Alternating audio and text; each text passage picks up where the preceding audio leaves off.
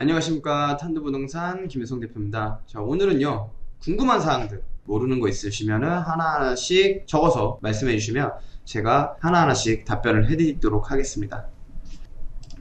자, 일단은 첫 번째, 요즘 핑크북 나온다 만다 하고 있는데 신청해도 될까요? 핑크북이 요즘 호치민 쪽은 지금 나온다고 하면서 하나둘씩 나오고 있어요. 하노이는 뭐 이전에 나왔는데 호치민 같은 경우에는 지금 비놈 센트럴파크 한 4년 전에 신청했었던 게 이제 하나하나씩 나오고 있습니다. 자, 핑크북을 신청해도 된다 안 된다는 뭐 개인의 자유예요. 근데 뭐 이제 핑크북을 신청하면은 신청한 다음에 이제 그 기간 동안 나오는 기간 동안 그 기간 그게 뭐 1년이 걸린다고 할 수도 있고 2년이 걸린다고 할 수도 있고 근데 이 기간만큼은 전매를 못 하세요. 판매를 못 하십니다. 뭐 베트남 사람인데 외국인한테도 명의가 변경되는 이 기간만큼은 판매하기가 어려워요. 그래서 웬만하면은 뭐 내가 금방 처분할 것 같다 라고 하시면은 굳이 지금 핑크북을 등록하시는 것보다는 좀 나중에 등록하시거나 뭐 등록을 안 하시는 것을 추천을 드리고요. 만약에 내가 뭐 한 3, 4년 정도 있다가 판매를 할 거다 라고 하시면은 그럼 뭐 핑크북 등록하시는 게 맞다고 봅니다. 네. 두 번째지. 핑크북 나오면 외국인한테 못 파나요? 이렇게 돼 있는데, 자, 핑크북 나오면 외국인한테 못 파는지 이제 이론상으로는 못 팔아요. 이거 정확하게 말씀을 드릴게요. 이론상으로는 못 팝니다. 왜냐하면은 외국인은 30% 내에서 거래를 할 수 있다. 이거는 그 두 번째고, 첫 번째 조건이 뭐냐면 베트남에 입국 허가가 된 사람, 그리고 베트남에서 분양하는 상품에 한해서 살 수가 있어요. 그런데 핑크북이 나오기 전까지는 보통 뭐 분양 받으신 분들은 아시겠지만 뭐 5% 정도 좀 덜 냈잖아요. 분양가에 95%만 냈는데 뭐 이 5%를 안 냈기 때문에 엄연히 아직까지는 모든 관리나 책임이나 이런 부분에 있어서 그 시행사에서 해줍니다. 그렇기 때문에 명의 변경을 한다. 그래서 명의 변경이 되잖아요. 양도를 할 수가 있잖아요. 그러면서 양도세도 내요. 사실 이게 양도세를 낸다는 게 좀 웃긴 거긴 한데 수익이 생겼으니까 양도세를 내는 거긴 한데 중요한 거는 이게 외국인한테 이론상은 못 팝니다. 네, 핑크북이 나오면. 왜냐하면은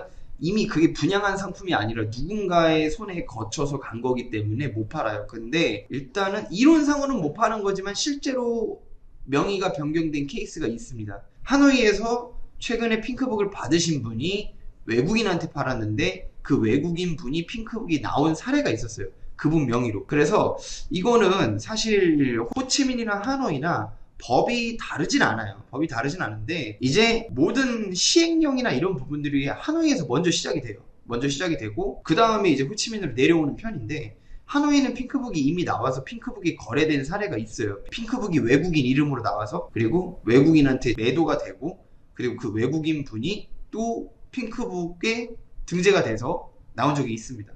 근데 호치민 같은 경우에는 그런 사례도 아직 없을 뿐더러 앞으로 호치민이 어떻게 될지 모르겠지만 제가 봤을 때 하노이하고 똑같이 되지 않을까. 근데 다만 제가 해석한, 제가 베트남어를 하잖아요. 제가 직접 베트남어로 해석한 부분에 있어서는 이론상으로는 못 파는 게 맞아요. 근데 아무래도 이제 베트남이다 보니 네, 이론과 실무가 좀 다른 부분들이 있다는 점 네, 이해해 주셨으면 좋겠고요. 현재 외국인과 베트남 가격이 시장 차이가 어느 정도일까요? 이렇게 질문하셨는데 현재 외국인하고 베트남 가격이 옛날에는 외국인하고 베트남 시장하고 이 가격 차이가 좀 있었습니다. 외국인이 30%를 분양을 받고 이 30%를 외국인한테도 팔 수 있고 현지인한테도 팔 수가 있죠. 근데 자, 현지인들은 외국인한테 못 팝니다. 그럼 어떻게 될까요? 외국인이 부동산에다가 딱 내놓을 때 저는 한국인이니까 한국인한테만 팔아주세요. 이러지 않는다고요. 집 빨리 팔아주세요. 이러지. 그럼 집을 빨리 팔 때 어느 정도 가격이 맞으면 판매를 할 거 아니에요. 판매를 할 건데 이게 베트남 사람한테도 팔 수가 있고 외국인한테도 팔 수가 있는데 베트남 사람한테 한번 넘어갔었던 거는 다시 외국인한테 돌아오질 못합니다. 그 얘기인 즉슨 이 외국인 포지션이 계속 적어진다는 거예요. 처음에 30%를 분양을 받아도 뭐 20%, 15% 이렇게 될 수가 있다는 거죠. 그렇기 때문에 외국인께 조금 더 비쌌어요.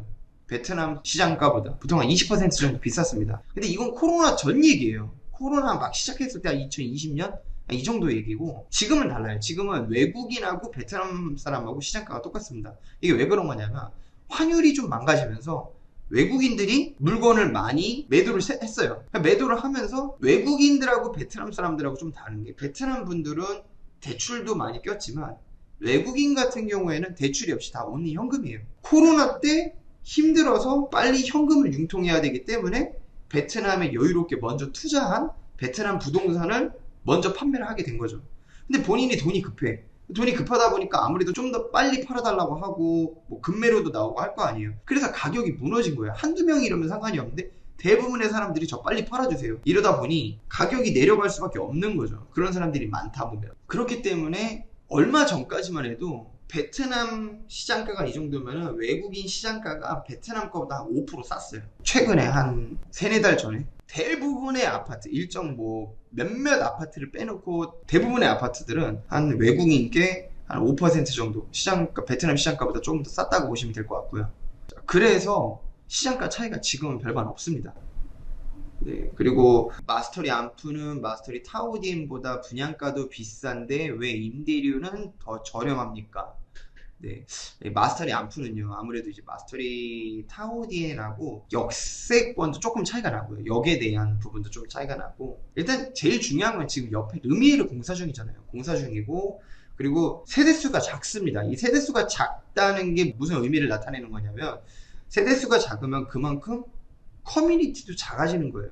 들어오는 입점되는 상가도 많이 없고, 그렇기 때문에 뭔가 편의시설이나 이런 부분들이 마스터리 타오디엔보다는 아무래도 작겠죠. 그래서 마스터리 타오디엔이 분양가는 더 저렴했는데 지금은 매도가는 마스터리 암프보다 조금 더 비싸다라고 보시면 될 것 같고요. 네, 그리고 그랜드파크 분양가보다 밑으로 마피로도 나온다는데 그럼 지금 사야 할 때일까요? 분양가보다 밑으로 나옵니다. 네, 지금 분양가보다 한 뭐 5% 밑으로 나오는 것들도 간혹 있어요. 간혹. 근데 다 그렇다는 게 아니라 뭐 한 100채 중에 한 채 정도. 네, 그렇게 간혹 있는데 제가 볼 때는 뭐 나쁘지 않습니다. 네, 마피로 나오는 거면 뭐 충분히 사셔도 괜찮다고 봐요. 자, 이 비농 그랜드파크 지금 사야 할 때일까요? 네, 지금 사셔도 됩니다. 사셔도 되는데 요거 한 가지는 알아두셔야 돼요. 저도 비농 그랜드파크를 하나 분양을 받았었잖아요. 근데 저희 집도 지금 임대료가 되게 저렴해요. 되게 저렴하고 뭐 한 150불, 뭐 한 200불 한 이 정도밖에 안 받아요. 그리고 그냥 대학생들, 네, 대학생들 기숙사처럼 쓰고 있습니다. 거기가 임대료를 바라고 뭔가 투자하는 곳은 아니고요. 장기적으로 한 10년 정도, 네, 15년 정도 앞으로 호치민의 그 정도의 대단지. 근데 제가 방금 전에도 말씀드렸다시피 소규모 단지와 대규모 단지의 차이점은, 대규모 단지는 일단은 커뮤니티가 많이 들어오게 돼 있어요. 인구 밀도가 있기 때문에 그쪽으로 사람들이 일단은 몰리기 마련입니다. 그래서 일단은 뭐 비농 그랜드파크는 만약에 지금 뭐 분양가 정도만 나와도 제가 볼 때는 충분히 사셔도 되는데, 일단 1차, 2차, 3차, 4차 있잖아요. 뭐 오리가미도 있고 뭐 레인보우도 있고 뭐 있잖아요. 근데 만약에 사실 것 같으시면은 무조건 레인보우, 초반에 분양받았던 무조건 레인보우로 싸게 사시는 게 일단 좋을 것 같습니다. 얼마 전 영상에 나오던데 내년부터 임대소득세 꼭 내야 하나요? 안 내면 큰일 날까요? 네, 임대소득세, 이게 중요한데 임대소득세가요, 베트남에서 제가 영상을 만들긴 했지만 웬만하면 내시는 게 좋다라고 말씀을 드렸어요. 근데 개인소득세 5%하고 부가세 5% 해가지고 이제 임대소득세라고 보통 흔히 말을 하는데, 이거를 내는 게 맞아요. 내는 게 맞는데 중요한 거는 베트남이라는 나라 자체가 전산으로 처리되는데 시간이 꽤 오래 걸립니다. 그래서 이게 내년부터 그렇게 뭐 시행을 하겠다라고 이렇게 정확하게 나온 게 아니기 때문에 제가 볼 때는 뭐 앞으로 한 3년 정도는, 네, 3년 정도는 조금 더 있어야 되지 않을까라는 생각도 개인적으로 조금 하고 있어요. 네. 베트남이 요즘 비자 빡세다던데 비자 받기 어려울 거예요. 비자 어렵죠. 비자가 옛날이랑 다르게 비자 부분이, 옛날에는 뭐 상용 비자니 뭐 아니면 페이퍼 컴퍼니 만들어갖고 그걸로 뭐 초대장 보내서 또 하고 하는데 요즘은 어렵습니다. 그 부분이 굉장히 많이 어려워요. 그래서 그냥 정식적으로 외투 법인으로 투자해가지고 투자 비자나 아니면 뭐 노동 비자나 이런 걸로 정확하게 비자를 받으시는 걸 추천을 드려요. 웬만하면 그렇게 하시는 걸 추천을 드리고요. 그게 아니면 안 하시는 게 좋습니다. 왜냐면 불안해 지금. 괜히 뭐 비자 하나 잘못해갖고 만약에 뭐 블랙 뜨거나 그러면은 다시 출국도 어렵고 뭐 아니면 들어오는 것도 어렵고 여러 가지로 복잡해집니다. 네. 베트남에 1억 들고 가면은 부자로 살 수 있나요? 네. 베트남에 1억 들고 오시면은 절대 부자로 못 삽니다. 이런 사람 오지 마시기 바랍니다. 베트남이라 나라가 뭐 후진국이다 뭐 이렇게 생각하셔갖고 1억 들고 오시면은 뭐 잘 살 거라고 생각하는데 안 오시길 바랍니다. 진짜로 이건 개인적으로 얘기하는 건데 안 오셨으면 좋겠어요. 1억 정도 뭐 들고 오셔갖고 내가 여기서 뭔가를 해보겠다? 뭐 차라리 뭐 한 1억 정도 들고 오셔가지고 마인드 자체가 내가 1억 정도로 뭐 조그마한 가게라도 해보고 뭐 식당이라도 해보겠다. 이거는 말이 돼요. 근데 1억으로 들고 오면 뭐 부자처럼 살 수 있다? 이거는 뭐 아니죠, 사실. 근데 이게 있어요. 1억이나 10억이나 똑같아요, 사실. 베트남을 모르고 오시면 그냥 까먹는 거는 순식간이에요. 근데 1억을 들고 오시든 10억을 들고 오시든 뭐 100억을 들고 오시든 한 3년 지나면 다 똑같이 남습니다. 아마 여기 한 15년, 20년 사셨던 분들은 제 말뜻이 무슨 뜻인지 알 거예요. 1억을 들고 오나 10억을 들고 오나 이게 다 똑같다라는 걸. 아무래도 이제 총알이 많으면 조금 더 버틸 수 있겠죠. 근데 많은 만큼 조금 더 후하게 쓸 수 있고 조금 더 많이 투자할 수 있기 때문에 사실 뭐 3년 지나면 다 똑같다라고 말씀을 드릴 수 있을 것 같아요. 1년 정도 사귄 베트남 여자친구가 있는데요. 여자친구 명의로 땅을 조금 사려고 합니다. 혹시나 해서 그러는데 안전장치로 서류 만들어서 공증하려고 하는데 대표님 생각은 어떠세요? 네, 미친 거죠. 1년 정도 사귄 베트남 여자친구 명의로 땅을 산다? 이건 미친 짓입니다. 방송이니까 이렇게 얘기할 수 있는 건데 실제로 여자친구분 이름으로 뭐 땅을 사겠다, 뭐 집을 사겠다 이러신 분들이 많으세요. 뭐 사시는 건 본인의 자유니까 상관이 없는데 웬만하시면 차라리 결혼하고 사세요. 근데 결혼하고 사셔도 똑같습니다. 결혼하고 사셔도 똑같아요. 흔히들 잘 모르시는 분들이 베트남은 뭐 부부 공동명의여서 베트남 사람 이름으로 뭐 사도 된다, 부부면 사도 된다 뭐 이런 말씀 하시는데 땅이나 아파트 사실 때요, 보통 베트남 분들이 이게 시행사마다 조금 다르고 뭐 공증할 때마다 조금 다르긴 한데 사실 때 보통 남편분 쪽에서 재산 포기각서라는 걸 쓰고 와이프가 사요, 일반적으로. 그렇기 때문에 뭐 이거를 내가 나중에 팔고 싶을 때 판다, 이거는 사실 쉽지 않은 방법입니다. 그냥 사모님이